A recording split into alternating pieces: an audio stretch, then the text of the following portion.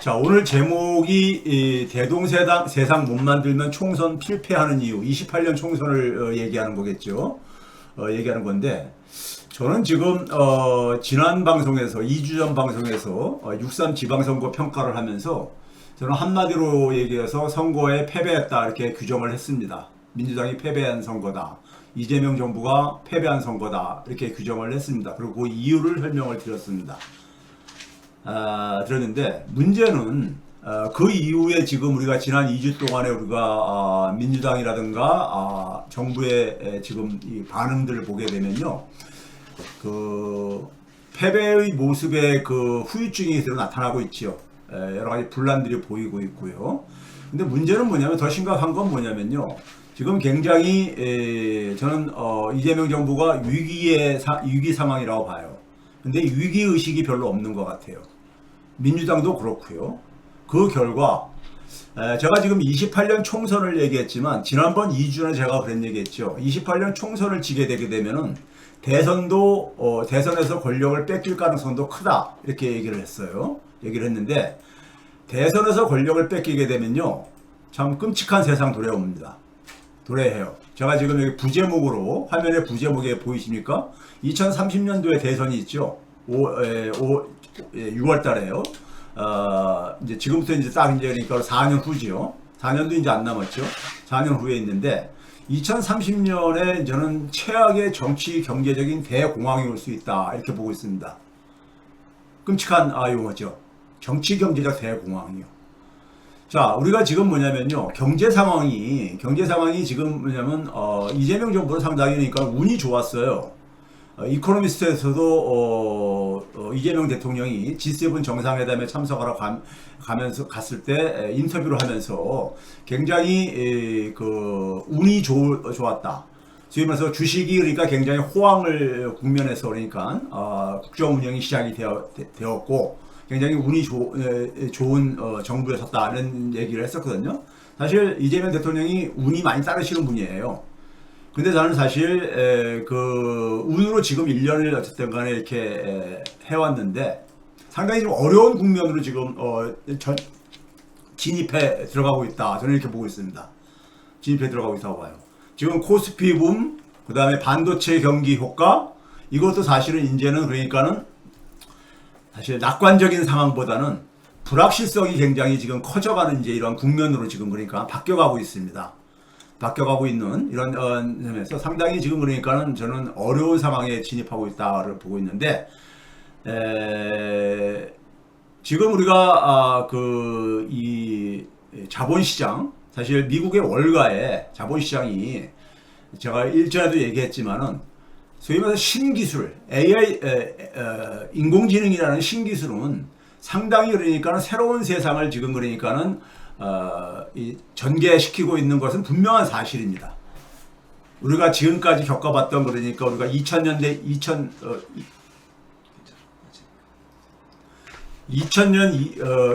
이후에 그러니까 우리가 많은 기술 진보들을 겪고 있지만은 지금 그 누적된 결과가 지금 사실 누적의 기술 혁신에 누적된 결과가 사실은 지금 인공지능 주도의 생태계의 새로운 변화 이겁니다. 이거는 사실 그러니까 우리가 지난 그러니까 우리가 한 200년 동안에 경험했었던 우리가 산업혁명의 틀을 기본적으로 우리가 바꾸는 하나의 신세계를 저는 지금 열고 있는 초입에 지금 들어가고 있다고 보고 있어요. 그래서 제가 그랬죠. 이런 신기술이 등장했을 때는 자본시장이 굉장히 그러니까 우리가 뜨거워질 수가 있어요. 뜨거워질 수가 있습니다. 제가 옛날에 그랬죠. 신기술의 어떤 하나의 그 효과와 관련해 가지고 자산시장하고 상당히 비슷한 특성이 있다. 비슷한 특성이 있다 그랬잖아요. 그래서 사실은 그러니까 우리가 과잉 투자가 이루어지죠. 과잉 투자가 이루어지고 그것이 그러니까 굉장히 자본시장에는 굉장히 그러니까 우리가 뜨거운 시장 상황을 만들어낼 수가 있습니다. 근데 문제는 뭐냐면은 자본주의 틀 속에서는 항상 그러니까 그것은 과대 그러니까는 평가가 자산시장의 과대 평가가 반드시 그러니까 나타납니다. 자산시장의 특성이라는 것은 오를 때 그러니까 우리가 호황 국면에서는 그러니까 우리가 지나치게 오르고 그러니까 우리가 적어도 이론적으로 그러니까 우리가 균형 가격보다도 더 오르니까 우리가 오를 수가 있고 그 결과가 결국은 우리가 거품 붕괴라는 우리가 이러한 경험을 반복적으로 겪는 하나의 현상이기도 합니다. 이건 저는 피할 수 없는 거라고 봐요. 자본주의 이건 원리상 그럴 수밖에 없습니다. 근데 그게 지금 저는 뭐냐면은 이제 사실 그러니까 제가 지난번에 쪼개가지고 올린 동영상에 소위 말해서 그러니까는 이게 지금 보이기 시작했다. 가시권에 들어오기 시작했다 그랬잖아요. 지금 이제 그런 이제 저는 국면이라고 봐요. 그래서 사실은 저는 2030년 우리나라 대선 이전까지는 적어도 우리가 지금 우리가 100년 전 우리가 대공황하고 상당히 많이 이제 흡사하다는 얘기들을 많이 이제 전문가들이 얘기를 하는 사람들이 있습니다. 저도 거기에 동의를 해요. 동의를 하는데 그런 상황이 그러니까는 사실 우리 지금 이 선거 일정하고 지금 맞물려 있다는 얘기입니다. 그래서 자산시장이 그러니까 자본시장과 자산시장이 그러니까 우리가 만약에 큰 충격에 휩싸일 때 큰 충격에 휩싸여 가지고 그것이 초래하는 그러니까 우리가 경제적인 충격은 저는 대한민국이 가장 크게 입을 수밖에 없어요.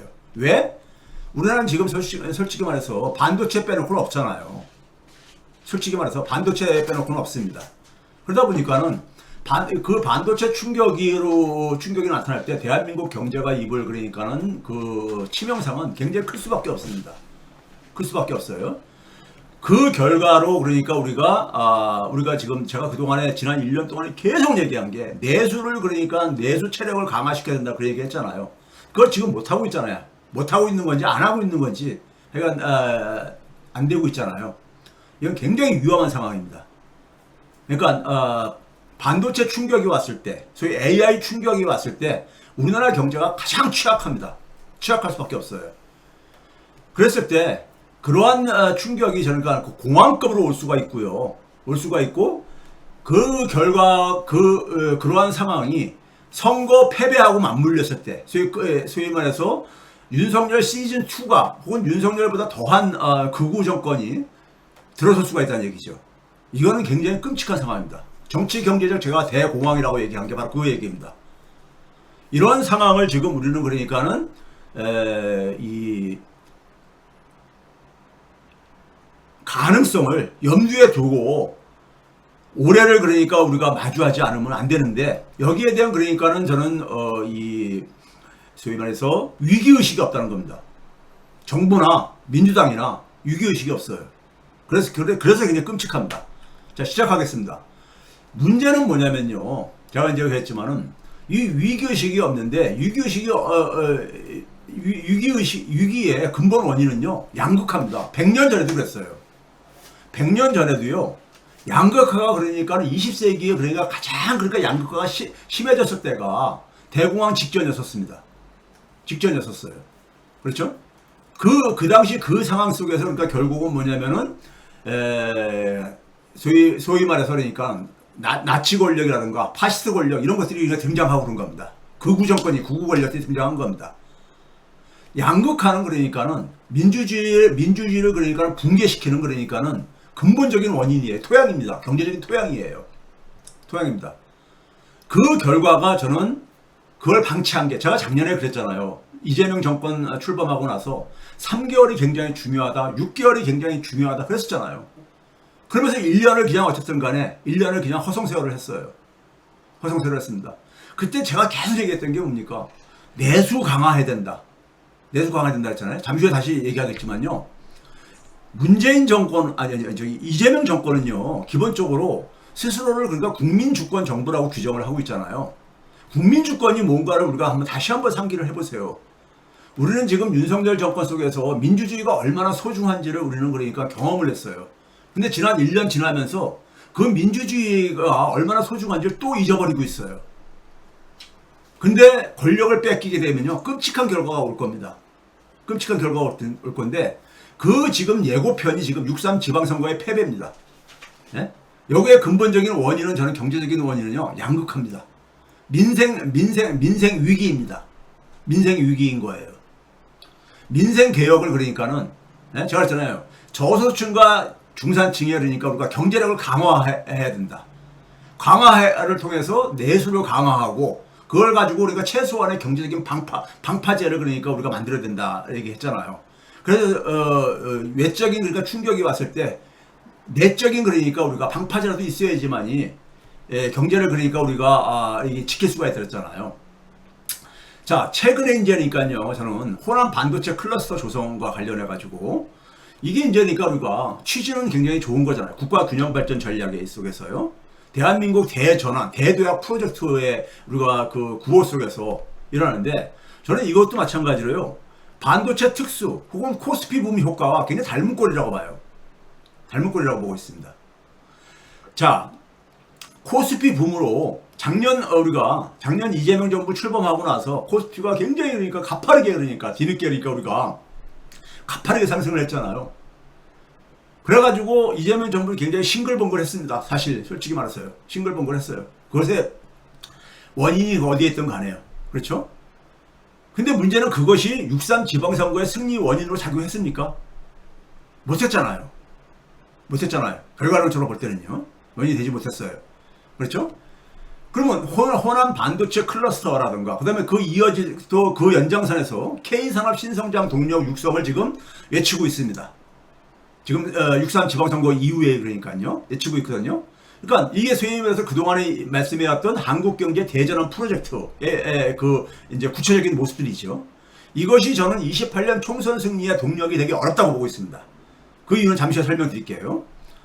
자, 6.3 지방선거 결과를 우리가 냉정하게 평가를 해야 됩니다. 6.3 지방선거의 결과는요, 저같이 그러니까는 역사학자나 경제학자의 입장에서 쭉 지난 수십 년을 관찰해 본 입장에서 볼 때는요, 우리나라 중산층은 굉장히 생계 압박을 받고 있습니다. 고물가, 고금리 이런 속에서요, 생계 압박을 받고 있습니다. 저소득층 같은 경우는 생계 압박을 넘어서 생존 위기에 그러니까 시달리고 있습니다. 워낙 소득이 낮아요. 최저임금조차도 안 되지는 그러니까는, 네? 그러니까 생존 위기죠. 이게 민생 위기로 나타나는 거예요. 그러니까 민생 해결이 그러니까는 1년 동안 해결되지 않는 상태 속에서 진행된 거 아닙니까? 그리고 이 코스피 붐이 양극화를 더 심화시켰잖아요. 제가 일전에 방송에서도 이중 양극화, 부동산 자산 양극화에 플러스 그러니까 우리가 주식자산 양극화로 금융자산 양극화가 더해지면서 우리나라 소득 양극화를 뛰어넘는 그러니까 자산 양극화가 진행되어지고 그 연장선에서 지금 그러니까 자산 양극화를 더 심화시키는 그러니까 우리가 이게 이제 그러니까는 진행되고 있다고 제가 얘기를 했잖아요. 예? 그런데 실제로 우리가 6.3 지방선거 결과는 뭘 얘기해 주는 거냐면요. 코스피 붐이 국정 동력에 그러니까는 우리가 힘이 될 수 없다는 것을 확인시켜 준 거예요. 확인시켜 줄 수 없는 거예요. 예? 왜? 자, 이것과 관련해 가지고요. 자, 6.3 지방선거 끝나고 나서요. 이게 이제 한겨레 기사입니다. 6월 23일이니까는 지난주 기사죠. 이 대통령이 이런 얘기를 했어요. 이런 얘기를 했습니다. 반도체 호황 시대에 청년이 가장 큰 소외자다. 뼈 아프다 그랬어요. 이거 모르셨습니까? 제가 이 방송에서 그랬잖아요. 우리나라 그러니까 소위 말해서 자본시장은 돈이 있는 사람이 원래 시장이라는 게 그래요. 시장이라는 게 돈이 있는 사람이 이기는 게임을 하는 곳이라 그랬잖아요. 네? 특히 뭐냐면 금융시장은 더 그런 겁니다.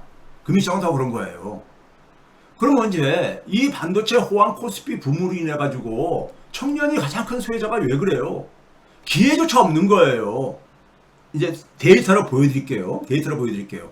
그러니까 주식 급성장 이면에 그러니까 자산 양극화가 뼈 아프다 이제 뼈 아프다 그랬어요. 이거 모르셨냐고요? 선거 끝나고 나서 2030이 그러니까 등을 돌리고 나서 분석해 보니까 그걸 아신 겁니까?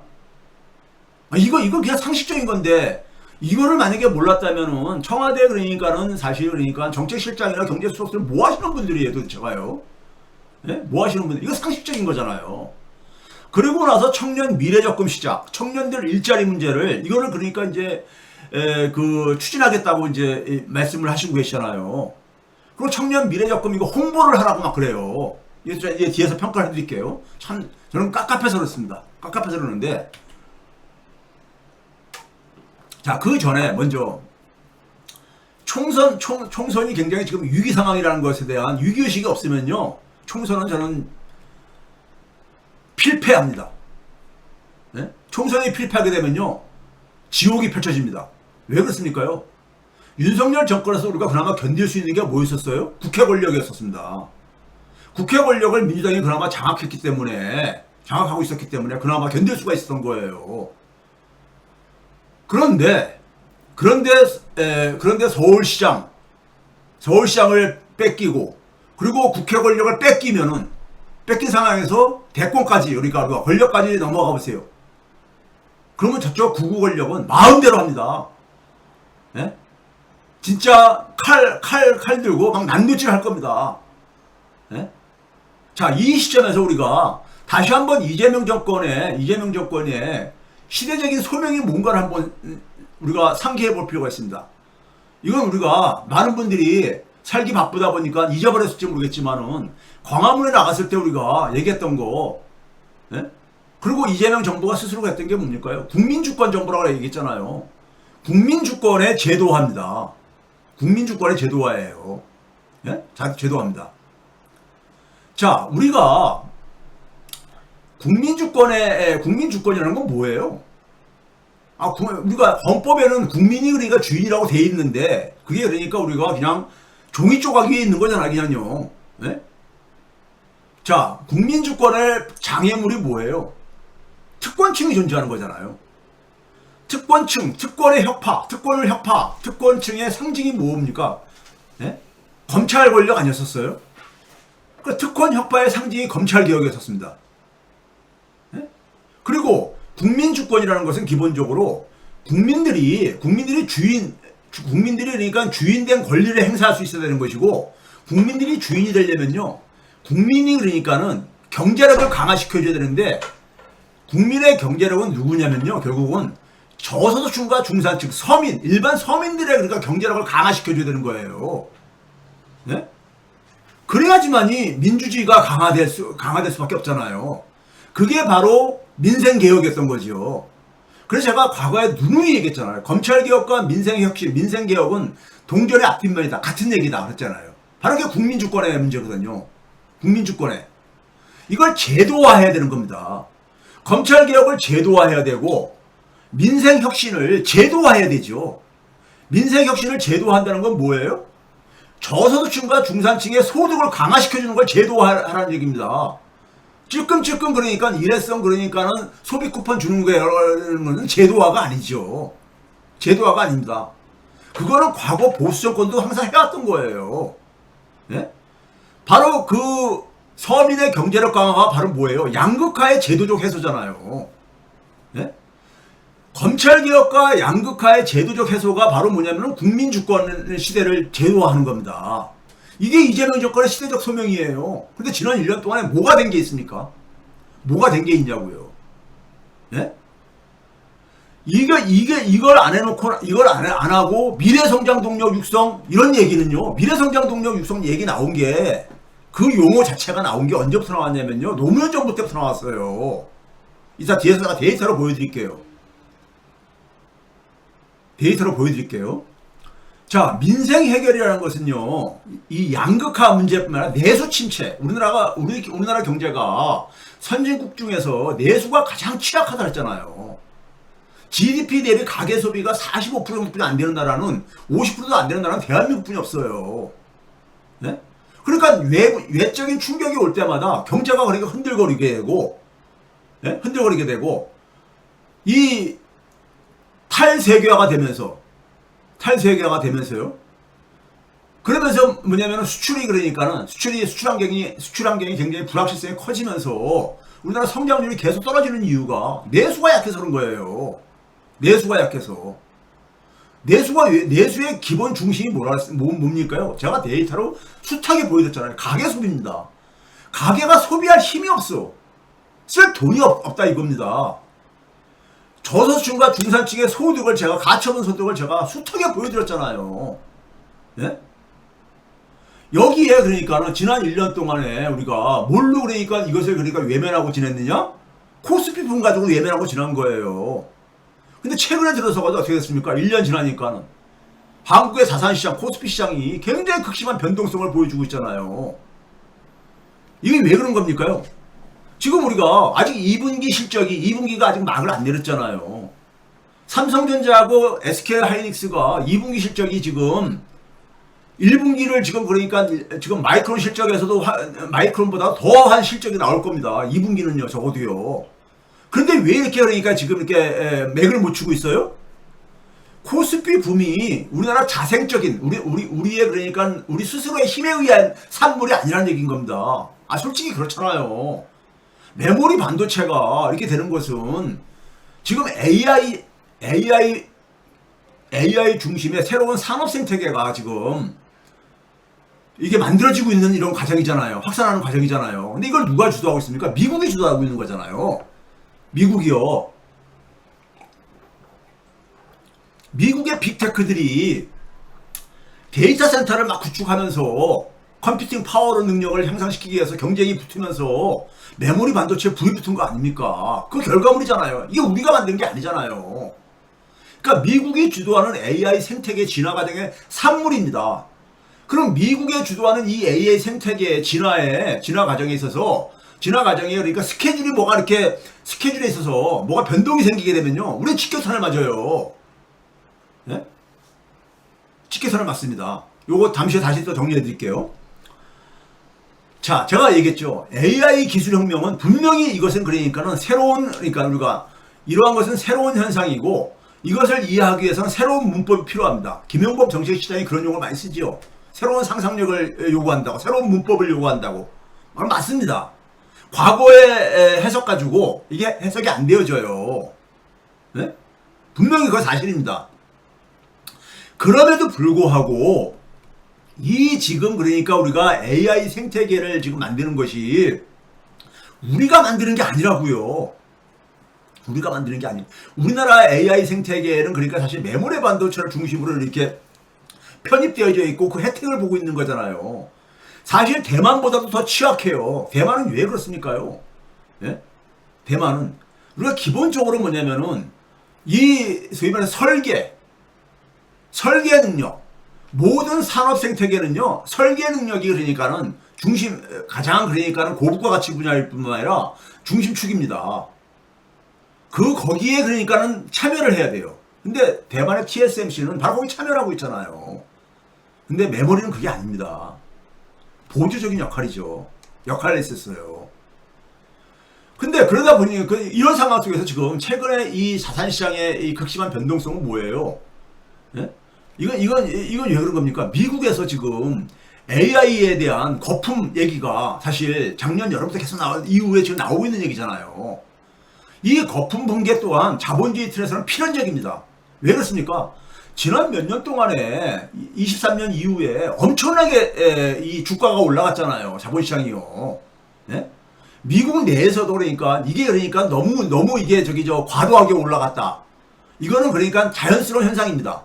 신기술에 모든 돈이 다 몰빵이 될 수밖에 없거든요. 신기술에. 예?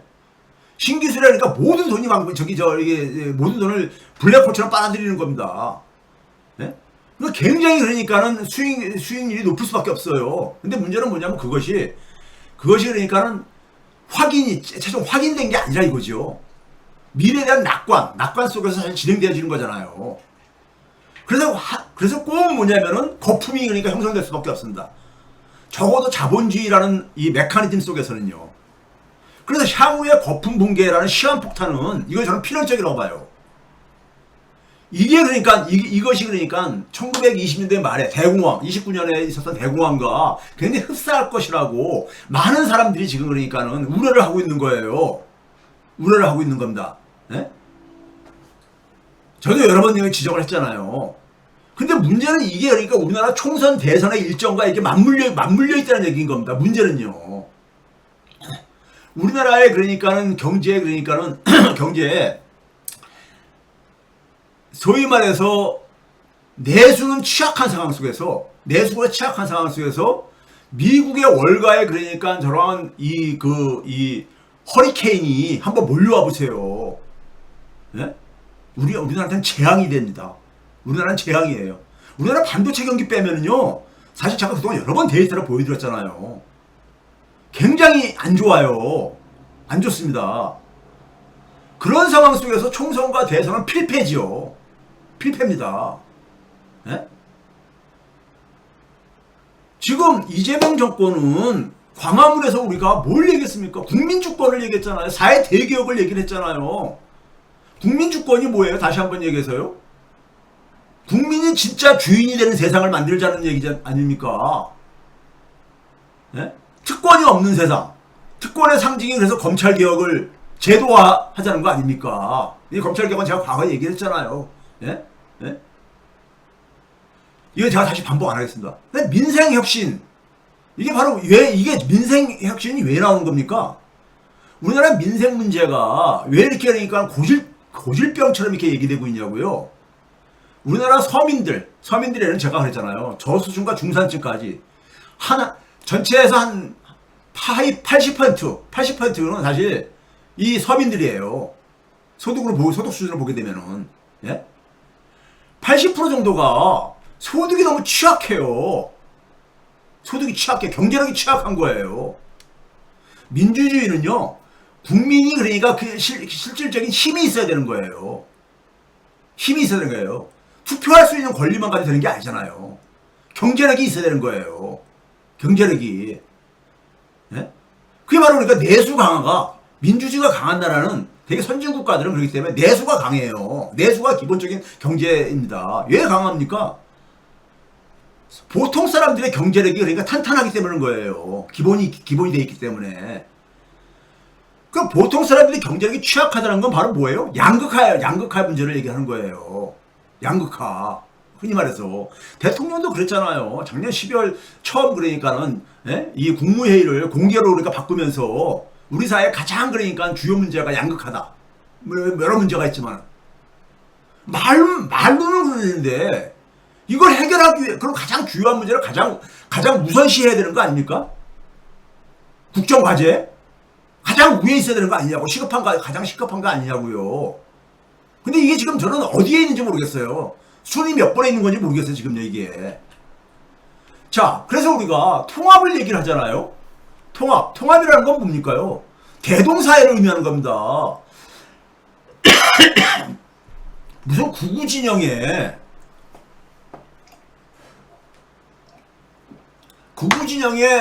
상징적인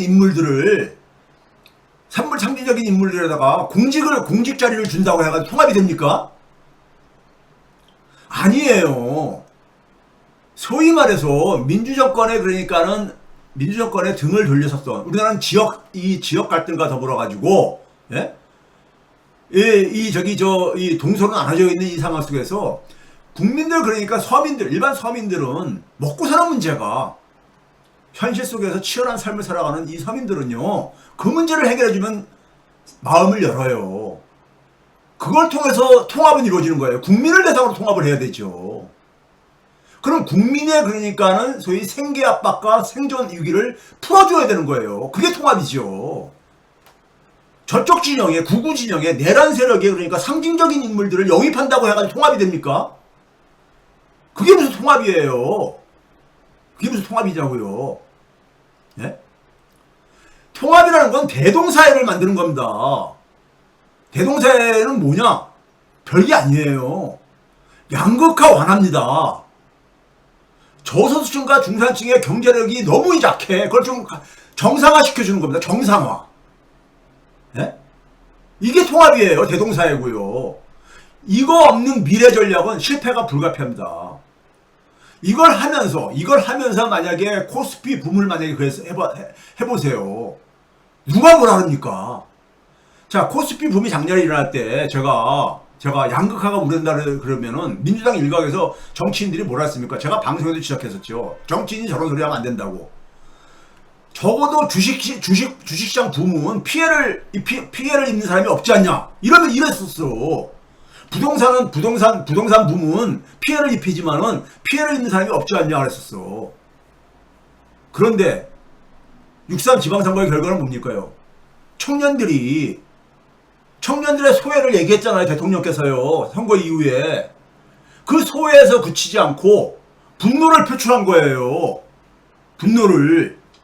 왜? 기회가 균등하지가 않거든. 투자할 기회가 없거든. 예? 아무리 주식시장이 분위기 뭐래요? 투자할 기회가 없는데, 돈이 없는데, 그 혜택을 볼 수가 없는데, 예? 그걸 그들한테 책임을 돌려야 됩니까요? 그 붐의 혜택을 못 누렸냐고? 그러다 보니까 패배하고 나서 뒤늦게 청년 자산 축적, 일자리 지원 추진, 이걸 기초로 내세운 거야. 청년 자산 축적이라는 거 뒤에서 얘기하겠지만요. 과거 역대 정권 다 했었던 거예요. 윤석열 정권에서도 있었고, 예? 박근혜 정권 때도 있었고, 다 있었어요. 청년 일자리 지원. 안에 없었던 정권이 어딨어요. 자, 그 다음에 이제 그 연장선에서 지금 나오는 게 뭡니까? 반도체 호남 클러스터. 이거 추진해야 되죠. 해야 되는데, 문제는 이걸 가지고 지금 봐보세요.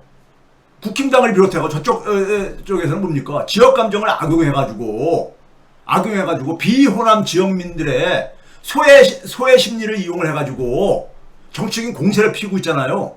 네? 사실 그 지역민들은 그 소외감을 느낄 수밖에 없어요. 네? 일반 사람들은 다 그래요. 평범한 사람들은요. 그리고 거기서 반발을 할 수밖에 없죠. 왜 그렇습니까요? 우리나라 지역이 호남 비호남 어디 전국 가리지 않고 여유 있는 지역이 없어요. 지역 경제, 경제가 좋은 지역이 어디 있습니까? 예? 그러니까 이게 정치적인 균열을 더 심화시키죠. 문제는 뭐냐면요. 반도체 호남 클러스터 형성이 이게 구체화되려면은 이재명 정권 끝나고 난 이후에 아마 이게 가능할 거예요. 만약 정상적으로 추진된다 하더라도요. 예? 그렇지 않는가요? 지금 용인도 지금 완전히 다 지금 저게 끝난 게 아니잖아요. 그렇죠? 근데 문제는 뭐냐면은 지금 우리나라 메모리 반도체 이 호황 저거잖아요. 근데 지금 미국의 메모리 반도체 가격이 지금 급등을 한 거 아닙니까? 그래서 지금 뭐냐면 마이크론이라든가 우리나라 삼성전자, SK하이닉스가 지금 2분기 시장 나오면은 이제 깜짝 놀랄 겁니다. 왜? 영업이익률이 지금 80%를 넘었어. 이런 경우가 없어요. 역대 산업 중에서. 왜? 가격이 너무 급등한 거야. 가격이요. 그러니까 영업이익률이 80%가 넘었어. 그러니까 너무 비싸진 거예요. 그러니까 애플이 그러니까 제품들 가격 인상으로 이렇게 지금 이어지고 있는 거 아닙니까? 그러니까 빅테크들이 어떻게 갑니까? 메모리 다이어트 기술 개발을 추진하고 있어요. 메모리를 그러니까 덜 쓰면서 메모리 반도체를 덜 사용하는 방식으로. 당연하죠. 이건 뭐 당연한 거 아닙니까요? 네? 비용이 많이 들면은 그 비용을 절감하는 차원 속에서요. 거기다가 마이크론뿐만 아니라 삼전 하이닉스 신규 공장 증설들 계속 하고 있잖아요. 이 물량이 지금 수요에 비해서 지금 공급이 딸리고 있으니까요. 중국도 지금 열심히 추격해오고 있잖아요. 그래서 지금 일각에서는 지금 미국 내부에서는 우리 사회 내부에서는 지금 뭐냐면 2027년까지는 그러니까 지금 이 슈퍼사이클이 최소한 지속할 거다 그런 얘기 하는데 2028년까지 얘기하는 사람들도 있죠. 앞으로 2년 동안요. 근데 2027년 어떻게 될지 모르다 이거예요. 반도체 공급 과잉 지금 이 상황으로 진입할 가능성이 있다 이거예요. 예? 메모리 다이어트 기술 개발 이거 안 될 것 같습니까? 예? 이런 게 만약에 이루어지게 되면 반도체에 대한 수요는 계속 있겠지만은 진행하겠지만은 충격이 올 수밖에 없어요. 충격이. 예? 그러니까 근데 문제는 뭐냐면 반도체 호남 클러스터 이런 것은 장기 프로젝트란 말이에요. 이게 이제 불확실성이 있는 거죠. 불확실성이 있는 거예요. 예? 자, 그래서 지금 뭐냐면은 내년 이후가 상당히 불확실성이 지금 불확실성이 지금 미리 지금 반영되고 있는 게 주식시장에서 지금 모습이 드러내고 있는 겁니다. 드러나고 있는 거예요. 우리가 영어로 폴트 라인이라 그러죠. 폴트 라인이요. 지진 이 지각층들 이게 어긋나고 하는 이런 것들이요. 제가 이 폴트 라인이 가시권에 들어오고 있다 이런 표현을 썼잖아요. 예? 그러면 이런 충격이 그러니까 우리가 눈에 어른어른 거리는 이런 상황 속에서, 예? 어른어른 상황 속에서 이 소위 말해서 자본시장의 이 거품은 반드시 그러니까 필연적인 산물입니다. 지난 몇 년 동안에 그러니까 과도하게 이게 오르는 걸 봤을 때는 이건 필연적인 거예요. 조정은요. 필연적인 겁니다. 더군다나 사실 우리가 작년부터 금리 인하 기조로 전환할 거였는데요. 금리 인하가 물 건너가 버렸잖아요. 네? 금리 인하가. 트럼프 리스크 때문에. 그렇죠? 그러니까 지금 상당히 지금 그러니까는 상당히 자본시장이 지금 그러니까 상당히 불확실성이 지금 커져가고 있는 거예요. 그게 우리나라 자본시장의 변동성을 굉장히 지금 높이고 있는 겁니다. 높이고 있는 거예요. 예? 지금 2분기 실적 어마어마하게 나올 겁니다. 환율 효과까지 더해져가지고 시장 예상보다 더 크게 나올 거예요. 그거 이미 다 알아요. 투자자들이요. 그럼에도 불구하고 왜 이렇게 변동성이 크냐 이거예요. 예? 이게 지금 그 징조입니다. 제가 볼 때는요. 지금 우리가 굉장히 지금 시급한 과제는 뭐냐면요. 저소득층과 중산층의 소득 강화 없이는 이런 미래 전략들, 장기 프로젝트들은 이건 실패합니다. 실패해요. 네?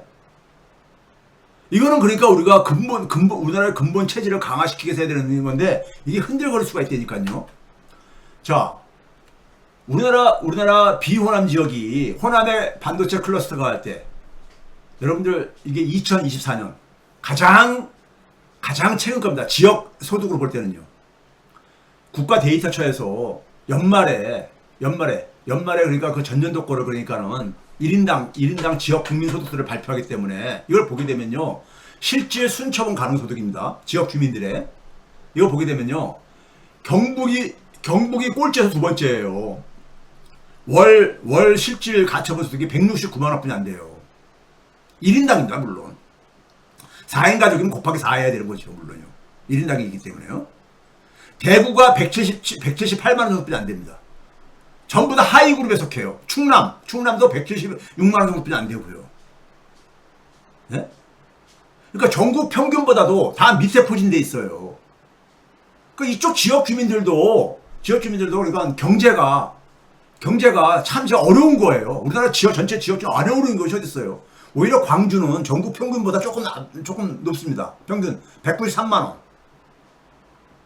전남이 182만 원. 예? 그러니까 이런 거를 야권에서는 이용하는 거죠. 이용하는 거야. 호남 반도체 클러스터에서 소외감을 느끼는 나머지 지역들을 불지피는 거야.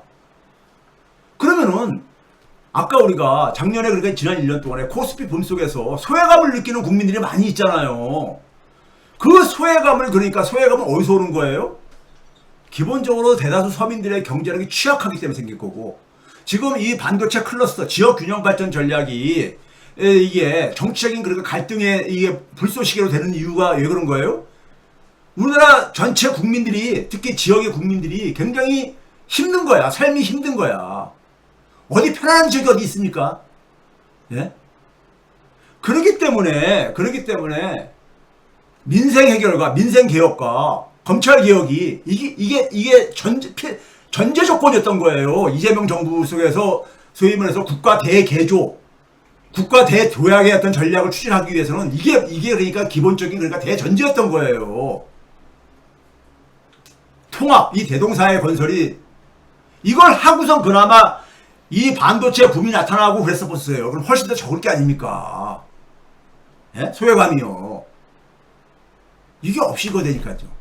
이거 봐보세요. 월스트리트 저널에서 26일자입니다. 26일자에 뭐라고 나왔습니까요? 메모리 반도체의 장기적인 그러니까 위험 요인은 뭐냐면은 혁신이다. 이게 그 얘기예요. 메모리 반도체가 워낙 가격이 오르다 보니까는 이거를 그러니까 다이어트 덜 쓰는 기술을 개발을 막 하고 있다 이거예요, 지금요. 상당히 지금 진척되고 있다 이거예요, 지금요. 이런 기술이 하나 딱 발표돼 보세요. 네? 우리나라 반도체에 그냥 커다란 충격으로 올 수밖에 없잖아요. 네? 왜 그렇습니까? 이건 기업들로서는 당연한 대응인 거예요. 너무 비용이 많이 드는 거야. 비용이 너무 비싸진 거야. 그러니까 이걸 가지고 우리가 그러니까는 언제까지 제가 그랬잖아요. 반도체 파티 이후에 준비가 되어 있는가 이런 표현 쓰는 이유가 바로 그거예요. 문제는 그게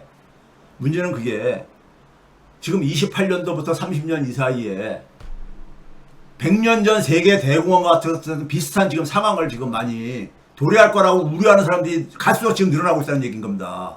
예? 자, 지금 현재 보통 사람들의 삶은요. 보통 사람들은 기본적으로 하루하루 열심히 일을 해가지고 먹고 사는 사람들입니다. 그거를 그러니까는 그것의 기반은 뭐예요? 일자리죠. 근데 일자리가 절망적인 상황인 거야. 여기에다가 자산 양극화라는 충격이 더해지니까 소외감이 오니까는 사람들이 이재명 정권에 대한 압도적인 지지를 안 해주는 거예요. 등을 돌리기 시작한 거예요. 이게 본질인 겁니다. 여러분 이거 봐보세요. 최근의 경제 지표를 보게 되면요. 진짜 정부는 지금 그러니까 왼쪽만 얘기를 하고 있는 거야. 왼쪽의 경제 지표들만. 우리나라 실질 국민 총소득이 1분기에 9.2%가 증가했어. 이거 역대 한국은행이 통계를 집계한 이후에 역대 최고라고 그랬잖아요. 9.2%. 국민 총소득. 근데 이 국민 총소득에는 가계와 기업과 정부가 다 포함되어 있는 거라잖아요. 근데 기업들이 본 이익은 16%야. 그러니 당연히 뭐냐면 노동자라는 이런 것은 적을 수밖에 없는 거지. 가계는.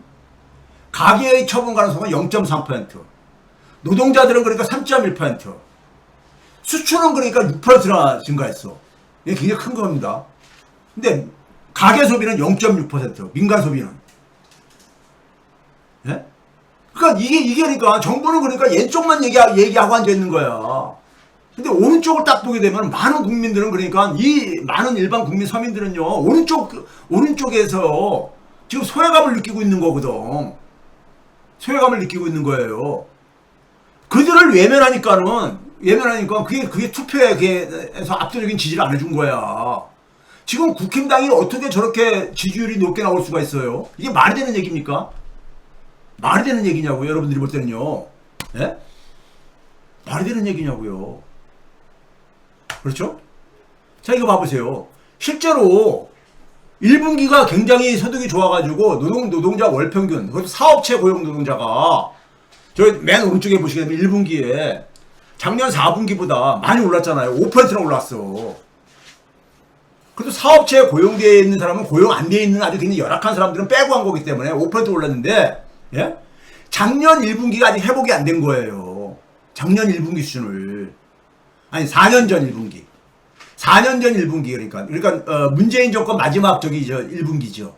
그때보다 0.7%가 줄어든 아직도 회복이 안 된 상황이에요. 그 당시 387만 원이었단 말이에요. 네?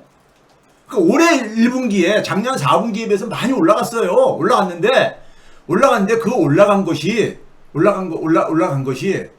여전히 그러니까 4년 전 수준을 회복이 안 된 거라 이거예요. 네?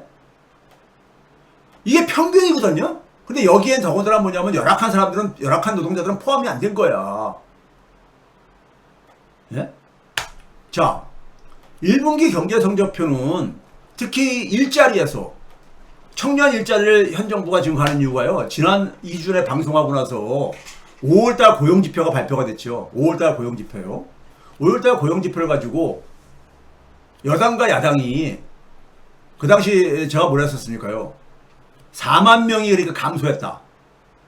이건 제가 뭐라 했었습니까요? 외환위기. 그 다음에 뭐냐면은 이 금융위기. 그 다음에 과거 그러니까 80년대 초에 그러니까 대침체. 이 다음 처음 있는 현상이었다. 이런 얘기 했었잖아요. 4만 명이. 그러니까 고령층 65세 이상 일자리가 30만 개 이상이 계속 증가했음에도 불구하고 전체 취업자 수가 4만 명이 감소했다. 이런 이게 나와서 이게 했잖아요. 이걸 가지고 야당에서 당연히 공격하죠. 대한민국 고용시장 처참하게 무너졌다. 이렇게 얘기했어요. 네? 그러니까 여당이 뭐라 했는지 아세요? 편향적으로 해석하고 있다 이거야. 편향적으로. 여당이 민주당이 아무리 그러니까는 야당이 공격을 하게 되면은 방어를 해야 되는 입장이긴 하지만은 이런 식으로 방어하는 거는 이건 말이 아니에요. 오히려 다시 한번 그러니까 살펴보겠다. 죄송하다. 이런 얘기를 해야 되는 거예요. 이게 뭐라고 하는지 아세요? 민주당이 그러니까 수석 대변인인 강준현 의원이 뭐라고 했냐면은 경제 현실을 편향적으로 해석한다. 통계 자료를 전반적으로 훑어봤는지도 모를 만큼 발췌 해석을 하고 있다면서 무슨 얘기를 했냐면요. 어떻게 해석했냐면은 취업자 수가 전년 동월 대비는 4만 명이 감소했으나 지난달 대비 그러니까 4월달 대비해서는 15만 9천 명이 증가했다. 이런 얘기를 했어. 고용 통계는 대개 전년 동월 대비로 비교를 합니다. 전년 동월 대비로. 자, 국가 데이터처에서도 매달 발표를 하면서 항상 보게 되면 전년 동월 대비로 이렇게 비교를 해요. 왜 그렇습니까요? 계절적인 요인이 있기 때문에 그런 거예요. 계절적인 요인들이 있기 때문에. 겨울철에는 건설 경기가 쉰다거나 아니면 2월 달에 그러니까 학생들이 졸업하고 사회에 나온다거나 뭐 이런 것들이 영향을 미치기 때문에 같은 달 대비로 비교를 해요. 그런데 한나라의 집권 여당의 수석 대변인이라는 사람이 이거를 오히려 그러니까는 일반 국민들이 모르는 걸 이용을 해가지고 지난달 대비를 해가지고 15만 9천 명이 증가했는데 이거를 그러니까 야당이 그러니까는 편협하게 해석한다고 이렇게 이건 아닙니다. 이건 아무리 감싸 주려고 하더라도 이건 아닌 거야. 내 이걸 보면서요. 이런 식이면은 28년 총선 패배한다. 정신 못 차리는 거니까. 자기들 저거에 그러니까 빠져 있는 거니까는. 이러면은요, 진짜 답이 없는 겁니다. 답이 없는 거야. 이거는 솔직하게 다시 한번 살펴보겠습니다. 죄송합니다. 예? 이래 되는 거예요. 자, 심지어 뭐냐면요. 재경부에서도 국가 데이터처식으로 전년 동월 대비로 이렇게 발표를 했어요. 표현을 했어요. 근데 집권 여당의 수석 대변인이라는 사람이 저런 식으로 그러니까는 전월 대비로 이렇게 비교하는 고용통계는 제가 이렇게 본 적이 없어요. 이런 식으로 하면 안 되는 거야. 이런 식으로 하면 안 되는 겁니다. 예? 아무리 그러니까는 방어한다 하더라도 이런 식으로 하면 안 되는 겁니다. 예? 궁지에 몰렸다고 해가지고 반성을 해야지. 예? 그리고 자 5월달에 일자리 상황을 한번 봐보세요. 질이 악화됐습니다. 특히 질이 윤석열 3년 동안에 대기업 상용직이 3.5%가 증가했어요. 연평균이요. 근데 이재명 지난 1년 동안에 1.2%는 안 증가했어요. 지난 1년 동안에 반도체 경기가 굉장히 좋았잖아요. 근데 1.2%는 안 증가했어. 대개 뭐가 증가했냐? 임시직, 일용직 이런 게 증가했어. 대기업에 있어서는요. 중소기업 일자리 특히 보세요. 이재명 정권에서 마이너스 행진을 하고 있어요. 중소기업이. 왜 그렇습니까? 중소기업은 상대적으로 대기업에 비해서 내수를 담당하는 기업입니다. 내수가 지금 그러니까는 아까 얘기했잖아. 반도체는 되게 수출이잖아요. 수출이잖아. 내수 침체가 지속되고 있다는 겁니다. 중소기업 일자리가 악화되고 있다는 얘기는요. 줄어들고 있는 마이너스가 되고 있어요. 중소기업이요. 통계 지표는 거짓말을 안 한다고요. 예? 이게 현실인 거야. 내수를 방치했잖아. 1년 동안에 솔직히 말해서. 그렇게 제가 그렇게 피토하는 심정으로 얘기를 했잖아요. 예? 윤석열 때보다 더 안 좋으면 어쩌자는 얘기입니까? 내수가. 제가 윤석열 때 얼마나 내수가 이렇게 꼬꾸라지고 있다고 얘기를 했습니까? 예? 근데 윤석열 때보다 더 안 좋으면 어떻게 해, 지금요? 예? 자, 그러면 5월달만이 아니라 올해 1월달부터 5월달까지 이재명 정부에 그러니까는 올해 들어와가지고 이제 제대로 평가가 내려질 수 있는 시기잖아요. 그래서 봐보세요. 대기업 상용직이 윤석열 때는 연평균 3.8, 이재명 1년 동안 2.6. 중소기업 상용직 봐보세요. 중소기업이 대부분 일자리를 다 커버하고 있으니까는 이재명 정부에서 마이너스. 이거 똑같잖아. 5월달이나 올해 5개월 동안이나 똑같잖아요. 내용이. 그러니까 내수가 지금 굉장히 안 좋다는 것이 중소기업 상용직 입장에서 그대로 나타나고 있는 거예요. 자, 재경부에서는 그래서 5월달 일자리를 어떻게 얘기했는지 아세요? 5월 취업자 수가 44만 명 감소했다. 이건 그대로 제대로 발표한 거야. 그러니까 이거를 그러니까는 민주당처럼 전월 대비를 이렇게 발표 안 한다고. 재경부조차도요. 4월달 대비로 15만 9천 명이 증가했다 이렇게 얘기 안 한다고. 재경부 공무원들조차도. 근데 이거를 어떤 핑계를 댔냐? 중동전쟁이 장기화되는 결과다. 이것도 그러니까 이 관료들은 계속해서 실드를 쳐줘야 되니까 원인을 찾으려다 보니까 이런 식으로 간 거야. 네? 중동전쟁 장기화. 네? 자, 이건 뭐 관료들은 어차피 원인을 찾아야 되니까. 근데 데이터 자체는 숨길 수가 없으니까는. 네? 자, 근데 봐보세요. 1월, 4월 달에 평균을 봐보세요. 취업자가 연속 증가했었습니다. 1월 달부터 4월 달까지는요. 그럼 그때는 그러면 윤석열 3년 때하고 이재명 1년하고 비교를 해보세요. 중소기업 상용직이 마이너스 15%나, 15%나. 그러니까 이 내수 침체가 굉장히 심각하다는 겁니다, 지금. 이재명 정부에서. 윤석열 때 내수가 아주 이제 붕괴됐는데, 그것보다 지금 더 나쁘다는 얘기인 겁니다, 지금요. 반도체 특수에도 불구하고 대기업 상용직도 일자리가 안 증가하고 있다는 얘기잖아요, 지금요. 네? 특히 20대 후반 봐보세요. 20대를 다 보는 거는 또 의미가 있지만은 20대 남성들은 20대 전반에 되게 군대를 갔다 오니까는 20대 후반 청년 일자리를 한번 봐보세요. 상용직이 20대 후반에 25세부터 29세요. 상용직이 예? 대기업 상용직이 그러니까는 윤석열 때는 연평균 0.5%씩 그나마 증가를 했어요. 근데 이재명 지난 1년 동안에 마이너스 2.9% 줄어든 거야. 줄어든 거예요. 예? 그러니까 노동의 양과 질에서 윤석열 때보다 더 후퇴를 하고 있으니까 20대가 등을 돌리지. 등을 돌리죠. 특히 20대 후반에 남성들이, 여성들보다 남성들이 그러니까 직격탄을 맞고 있습니다. 주로 뭐냐면은 대기업의 임시 일용직으로 그러니까 예? 임시 일용직으로 그러니까 일자리로 20대 후반들은 그러니까 사회에 적극 진출하려고 하잖아요. 근데 일자리가 있는 게 되게 임시 일용직뿐이 없는 거야. 예? 이걸로 다 하게 되는 거예요. 상용직은 크게 줄어들고 있고. 그러니까 등을 돌리지. 등을 돌리죠. 근데 중소기업 일자리를 봐보세요. 일자리 숫자로 봐보세요. 중소기업 상용직이 윤석열 때도 내수 침체 때문에 중소기업 상용직이 연 8만 한 9천 개 줄어들었는데 이재명 1년 동안 13만 2천 개가 줄어들었어. 20대는요. 근데 30대까지 줄어들 겁니다. 30대도 중소기업 상용직이 예? 1월달부터 5월사이에 39만 4천 개 정도가 줄어들었어요. 예? 이게 바로 뭡니까? 내수가 참상이라는 겁니다. 중소기업은 주로 내수 기반입니다. 내수 기반인 거야.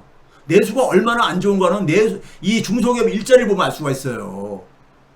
2030이 그러니까는 실망을 할 수밖에 없는 거야. 이유가 있는 거야. 2030이 등을 돌리는 게.